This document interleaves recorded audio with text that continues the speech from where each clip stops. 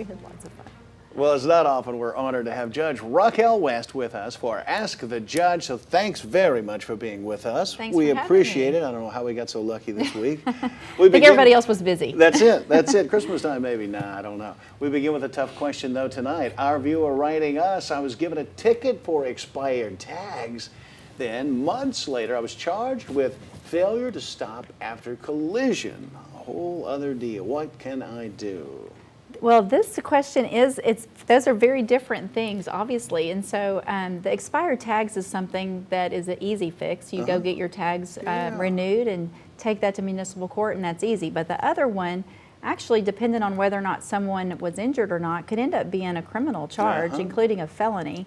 Some kind of breakdown in the communication there. Something happened there that broke down, but I would definitely encourage them to get an attorney to look into that. That's one that you don't want to take care of on your own.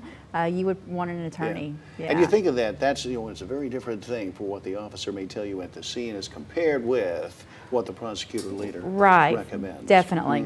Yeah, if you need some help on that one. Yeah. Our second question tonight, I'm about to rent a room from a couple in downtown Houston. What are some rules that I should have in the contract that may not be so obvious but are essential to the deal?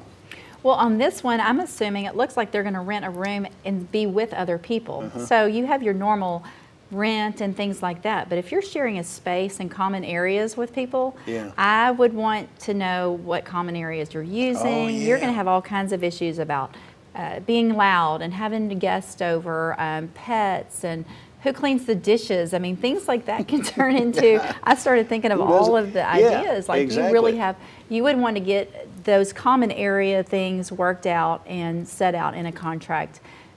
I always wonder about those bed and breakfast, those better, what is it, Airbnb. Right. How do people not get sued on that? I don't know. I would be concerned sharing, you got to really be able to get along with someone if you're going to have the same space with them. We'll do that question. Share a living room and things like that. But that's for another day. Our last question today, I'm an independent contractor who just severed a business tie.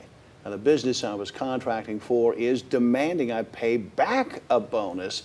Do I have to do that? Well, typically bonuses are for work that you've already done. Either you did good work or you did something on time or things like that. So typically I would say no. Now, if a bonus had some kind of paperwork with it and you had a contract that it had anything to do with future work, then that portion of it could be required to be paid back. But that's not typical. Typical, a bonus is for something you've already done. And that's going to end up in small claims court? It depends how much the bonus was. How much we're talking. That's right. So if it's a lot and it's something is going to go to court, again, I would say get an attorney to go talk to about that as well. Judge, thank you so much for joining us. We appreciate it. Merry Christmas to you. If I don't see you before then. Before we go, we want to remind you that you can get legal answers free of charge right here. Each week, go to our webpage, fill out a form with your question, and you can find it here at 12newsnow.com/askthejudge. We're back in just a moment.